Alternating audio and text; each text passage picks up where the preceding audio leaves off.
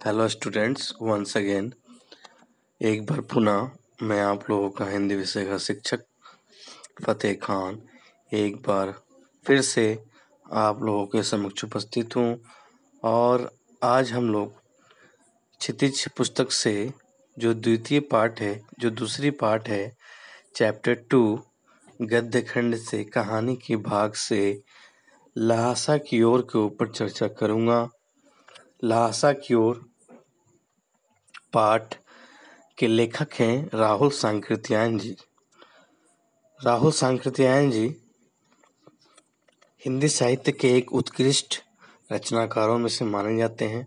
तो कहानी के प्रारंभ करने से पहले, इस पाठ का प्रारंभ करने से पहले हम लोग लेखक के बारे में जानते हैं, उनकी जीवनी के बारे में। यह है राहुल सांकृत्यायन जी, इनका ये चित्र है जिसको आप लोग देख रहे होंगे। राहुल सांकृत्यायन जी का जन्म सन 1893 में गांव पंधा, जिला आजमगढ़, उत्तर प्रदेश में हुआ। ठीक है, 1893 1893 में इनका जन्म हुआ और वो कहाँ हुआ? उत्तर प्रदेश में हुआ। ठीक है, उनका मूल नाम केदार पांडे था। उनका मूल नाम जो वास्तविक नाम है, रियल नेम, वो केदार पांडे था। जिस प्रकार मुंशी प्रेमचंद जी का है ना, मुंशी प्रेमचंद जी थे, उनका नाम तो मुंशी प्रेमचंद था, लेकिन वास्तविक नाम, मूल नाम धनपत राय था। उसी प्रकार इनका भी मूल नाम केदार पांडे है। उनकी शिक्षा जो है, एजुकेशन जो है, उनकी पढ़ाई काशी, आगरा और लाहौर में हुई। सन 1930 में उन्होंने श्रीलंका जाकर बौद्ध धर्म ग्रहण कर लिया। सन 1930 1930 में, ठीक है, बौद्ध धर्म को अपना लिया। बौद्ध धर्म से वो प्रभावित हो गए। गौतम बुद्ध के जो बताए हुए जो मार्गदर्शक थे, जो बताए हुए उनके बातें थी, उनकी बातों को सुनकर, समझकर, पढ़कर, है ना, उनसे वो प्रभावित हुए थे। ठीक है, तब से उनका नाम राहुल सांकृत्यायन हो गया। यानी राहुल जी का बचपन का नाम केदार पांडे था, ये पांडे थे, लेकिन सांकृत्यायन जो ये टाइटल शीर्षक के अंत में कब जुड़ा? जब उन्होंने बौद्ध धर्म को अपना लिया, बौद्ध धर्म को ग्रहण कर लिया, एक्सेप्ट कर लिया, तब जाकर सांकृत्यायन नाम से जुड़ गए। राहुल जी पाली, प्राकृत, अपभ्रंश, तिब्बती, चीनी, जापानी, रूसी सहित अनेक भाषाओं के जानकार थे। ठीक है, उन्हें महापंडित कहा जाता था क्योंकि ये बहुत सारे भाषाओं का ज्ञान रखते थे, नॉलेज रखते थे, इसलिए इन्हें महापंडित कहा जाता था। सन 1963 1963 में उनका देहांत हो गया, स्वर्गवास हो गया। ठीक है, 1963 में। राहुल सांकृत्यायन जी ने बहुत सारे उपन्यास लिखे हैं, कहानियां लिखी है, बहुत सारे यात्रा वृत्तांत लिखे हैं जो आप लोगों के समक्ष उपस्थित है। मेरी जीवन यात्रा, दर्शन दिग्दर्शन, दिमागी गुलामी, 22वीं सदी, घुमक्कड़ शास्त्र इत्यादि बहुत सारी कृतियां हैं। लेकिन उनके द्वारा जो रचित पुस्तकों की संख्या है, नंबर ऑफ बुक्स, है ना, वो लगभग 150 है, 150 से 150 है। ठीक है, राहुल जी ने उद्धार कर अत्यंत महत्वपूर्ण कार्य किया है। यानी उन्होंने समाज के लिए, देश के लिए और एक प्रकार से सभी के लिए जो है उद्धार पूर्वक कार्य किया है, जो अति महत्वपूर्ण माना जाता है। ठीक है, तो ये रहा राहुल सांकृत्यायन जी का जीवनी के बारे में। अब हम लोग पाठ पर आते हैं। राहुल जी की ये प्रथम तिब्बत यात्रा थी। जब वो प्रथम यानी फर्स्ट बार, पहले दफे जब वो तिब्बत जाते हैं, तिब्बत की यात्रा में जाते हैं, तो तिब्बत की यात्रा जाने के क्रम में ये सन 1929 से 30 के बीच नेपाल के रास्ते से ये तिब्बत गए थे।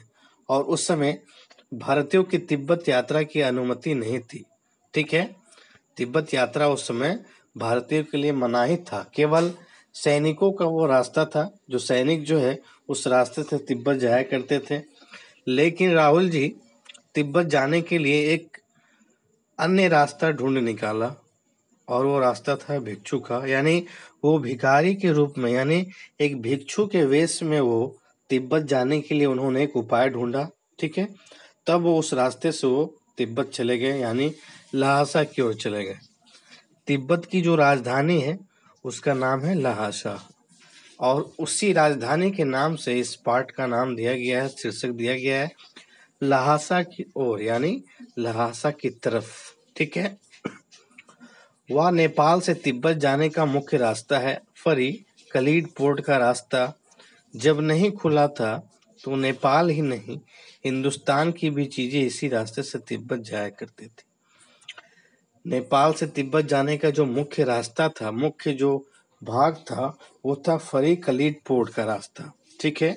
और उस समय जो है इसी रास्ते से लोग जो है, यानी किस रास्ते से, नेपाल के रास्ते से होते हुए तिब्बत जाया आया करते थे। यह व्यापारिक ही नहीं, सैनिक रास्ता भी था, यानी यह व्यापार के माध्यम से ही केवल नहीं, बिजनेस के माध्यम से नहीं, बल्कि सैनिकों का भी रास्ता था। सैनिक भी इसी रास्ते से आने जाने का कार्य करते थे। कहाँ? तिब्बत। ठीक है। उसके बाद इसलिए जगह जगह फौजी चौकियां और किले बने हुए हैं, जिनमें कभी चीनी पलटन रहा करती थी। आजकल बहुत से फौजी मकान गिर चुके हैं। दुर्ग के किसी भाग में जहां किसानों ने अपना बसेरा बना लिया है, वहां घर कुछ आबाद दिखाई पड़ते हैं, यानी वहां पर जो है धीरे धीरे जो है बहुत सारे घर धीरे धीरे प्रारंभ से होते हुए, एक दो करते हुए धीरे धीरे सभी लोग अपना घर बनाने लगे, और रहते रहते वहां पर आबादी हो गई, बहुत सारे लोग वहां पर बस गए। ठीक है। ऐसे ही प्रत्येक एक चीनी किला था वहां पर। हम वहां चाय पीने के लिए ठहरे। तिब्बत में यात्रियों के लिए बहुत सी तकलीफें भी हैं और कुछ आराम की बातें भी। ठीक है। क्या बातें थी? वहां जाति पाति छुआछूत का सवाल ही नहीं है, और न औरतें पर्दा ही करती है। बहुत निम्न श्रेणी के भिखमंगों को लोग चोरी के डर से घर के भीतर नहीं आने देते। यानी तिब्बत में जो लोग थे, वहाँ के जो लोग थे, उसमें लोगों के प्रति जो मन में जो है वो दूसरों के प्रति घृणा भाव नहीं थी। लोग जाति पाति, ऊंच नीच, छुआछूत, भेदभाव, ऐसी जो नाम की जो चीज होती है उसको वो लोग नहीं मानते थे। और जो वहाँ की औरतें थी वो ना ही पर्दा करती है, यानी बहुत सारे निम्न श्रेणी के जो भिखमंगे होते थे उन लोगों को चोरी के डर से घर के अंदर जो है नहीं आने दिया जाता था। ठीक है। उसके बाद नहीं तो आप बिल्कुल घर के भीतर चले जा सकते हैं, चाहे आप बिल्कुल अपरिचित हो। अगर आप अपरिचित हो, अगर आपको कोई जानता भी नहीं है ना, फिर भी आप जो है आप घर के अंदर चले जाते हैं। लेकिन भारतीयों में ऐसी स्थिति नहीं है।